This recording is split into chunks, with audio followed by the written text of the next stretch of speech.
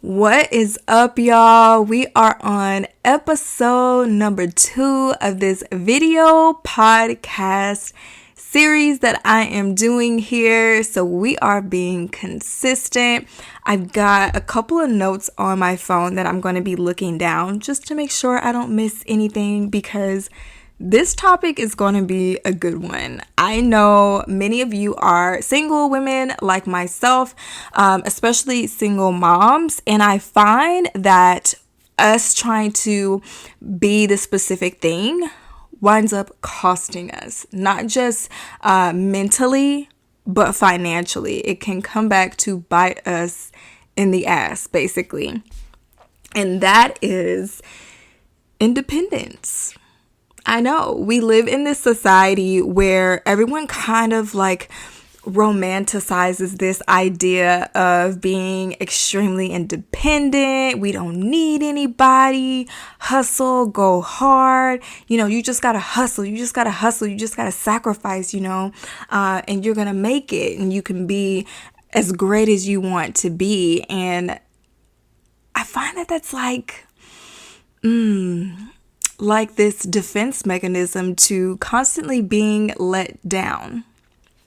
And I found this biting me in the butt a couple of weeks ago, because if you follow me on Instagram, me and my car, we have been duking it out for quite some time. I've been without air for a little over a year, right? And so I know that my dad normally does a lot of the work on my car, but in the past year or two, I found myself wanting to go out and just do things on my own. Not because we had any issues, but because I didn't want to feel like a burden.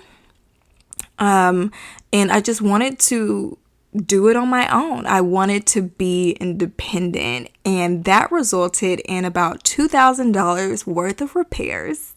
And the repairs did not repair anything. So even after paying this money, my air didn't work. And so I finally broke myself down, had to put my ego aside and tell my dad, hey, I don't have any air. I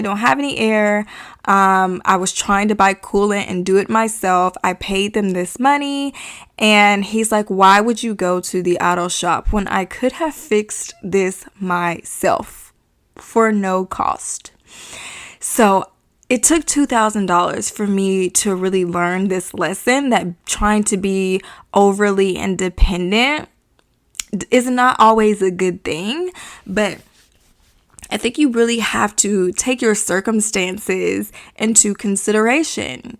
Growing up, it's easy to feel let down, and it's easy to feel like you're being a burden, because when we ask for help, especially if you're a single mom, this. Sometimes when we do get to a point where we ask for help, sometimes we hear no. And sometimes we hear excuses. And an example is my kids, they weren't picked up. So I had the daycare calling me, after school care calling me, and they're like, hey, your kid is still here. And it's because my sister forgot to pick them up. And I was calling, blowing up everyone's phone. And no one answered. No one was answering the phone. And it was like a flashback, like PTSD, a flashback of those times where I finally broke down and asked for help, and I didn't get the help. And so as a result of that, I started to adopt this I'll just do it myself mentality, right? We're just like, F it, I don't want to deal with this anymore. I'm just going to do it myself, because if I don't do it, it's not going to get done. And I hear that line often. If you don't do it, it's not going to be done right. As women, we have to break ourselves out of that, because if this is how you are moving forward in life, you're letting too many people have power and authority over how you feel. Because breaking it down, you don't want to ask for help. You don't want to open yourself up to receive help. You would rather just suffer in silence, even if it's costing you, whether that's mental peace, financially, whatever. even if it's costing you. You don't want to ask for help because you're assuming that you're not going to get help based on past experiences. And this is you bringing your past into the present, and you're holding yourself prisoner to the past. Because why are you doing this? Based on past experiences. But who's to say that if you don't start opening yourself up to receive help, you won't get it? But you're right, if you don't receive any, well, if you don't open yourself up to receive any help, you're not going to get that help. It's like you don't know until you try. You don't know until you ask. And I've embarked on this journey where I am just really trying to heal that inner wounded child, that inner wounded teenage young adult Diana, because I've realized that a lot of how I maneuver through this world is based on past experiences, and I'm shackling myself to the past because basically I'm addicted to the past, and so I don't want to really let go of it. And it's kind of weird when you really break it down. You keep bringing the past into the future and the present because you're addicted to those feelings, because you're expecting these negative experiences. You want to bring the past into where you are to kind of like validate how you're feeling. And it takes a lot of courage to say, no, I'm not going to do this anymore. I'm not going to do this anymore. I don't want to be this super strong woman, that never asks for help and she's just carrying the world on her back. I don't want to do that because, number one, I have a child that's watching me. I have a daughter that's watching me, and I don't want to teach her that is how, you should maneuver through this life. And looking back, I think that I've learned a lot of that from my mom as well. Like, she just kind of suffered in silence and just carried the world and her home and us on her back. And she never asked for help because she always kind of felt like she wasn't going to get the help that she needed if she did ask. And so she was kind of just creating her own outcome, even though it was based on her assumptions and not facts. So we tend to want to treat our assumptions as facts, and that's what I was doing. Like, I have been through plenty of experiences where I'm let down by people that really should have been helping me.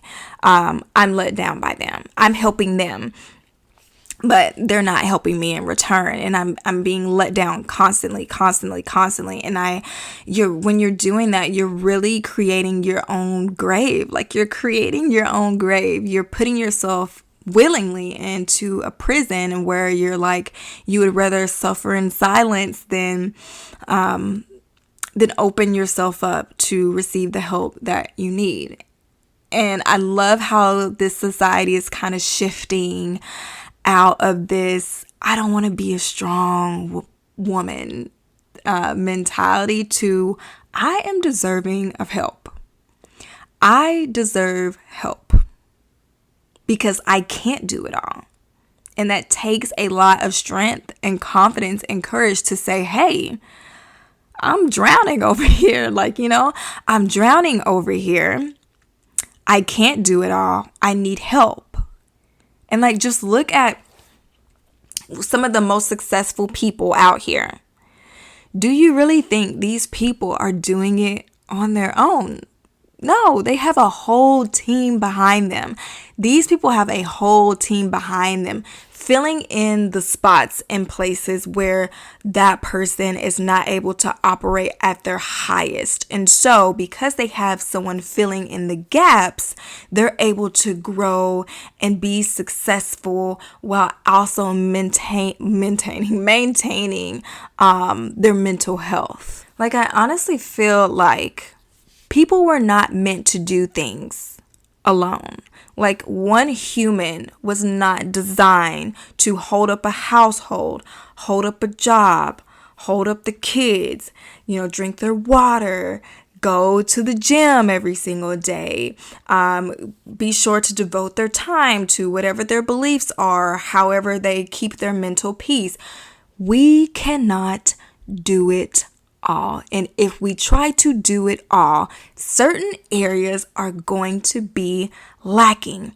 One of them being finances. It's like we have so many things we have to worry about and we have to do that we can't even begin to try to stay on the budget. We can't even sit down and create the debt payoff plan. It becomes too overwhelming. And so in order to self-soothe and just get ourselves through the day, that's where those bad habits come into play. And I see it all the time in myself. And even when I'm working with clients, we know we should be saving. We know we should be investing. We know we should be sticking to the damn budget. But we don't do it. Instead, we want to shop. Instead, we want to eat out. Instead, we want to, binge watch Netflix instead of picking up a side hustle, because that is our little piece of joy. In the midst of all the chaos and BS going on and us trying to juggle 10 million things at one time, that is how we slow down and find joy, just so we can get through the day. Shifting your finances is hard. And it's even harder to do it alone. So if you have this, I don't need anyone, I don't need your help, I can do it all on my own, you're pretty much going to find yourself in this position where you quit. You quit because in your moment of weakness, so in your slow season, you did not have enough motivation and strength to motivate yourself to stay consistent. And this is where other people come in. This is where asking for help comes in. This is where building community comes in, because you can borrow those people's faith and motivation, and confidence whenever you are lacking in those areas. They're there to push you and motivate you whenever you're down on your luck, whenever you are just running on fumes. And I said in my debt-free video that I posted here that Instagram played a huge role in getting me to debt freedom and getting me to any financial goal that I've accomplished. And it's because during my times of weakness, the messages, the comments, the people resharing my content, that kept me. People telling me, you're doing a good job, you've got this. This is how I did it. Or I'm able to, go back and forth with other people who have similar goals and interests as me. It just helps to reignite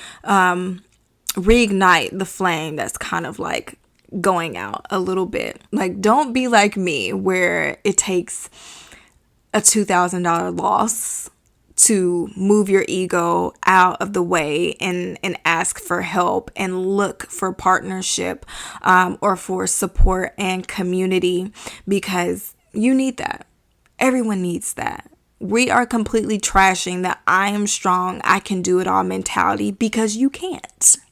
You cannot do it all. You are not designed and created to do it all. And some things are going to go up shit creek if you continue trying to go on through life like this. Yes, you may have heard a butt ton of no's, but I encourage you to open yourself up to receive your yeses. This journey is nothing to play with, and it is 1,000 times harder trying to do it alone. And take it from me, I have tried to do it alone, all on my own, where I kept my journey to myself. I did not really seek any support because I'm like, I don't need their support. I got this. I'm self-motivated. There's gonna come a time where you enter your slow season. Slow season being, maybe the money is not coming in as quickly as it was. The debt payoff is not happening as quickly as it was. Maybe you had a setback. Things are just moving slow. You're getting frustrated. And it's really hard in that moment to stick with it if you don't have anyone behind you, helping you to create that space, so you're not making an impulse decision and being like, F it, I'm just going to quit the journey because this is not working. You are worthy of receiving help. You deserve help. You don't have to do everything yourself. So whether that is asking for help, when it comes to something being prepared or repaired, I should say, whether that is, asking, hey, could you watch my kid for a couple of hours so I can go out on a self-care date or just go home to take a nap. Whatever it is, whatever help looks like to you, whether that's you finding an accountability partner.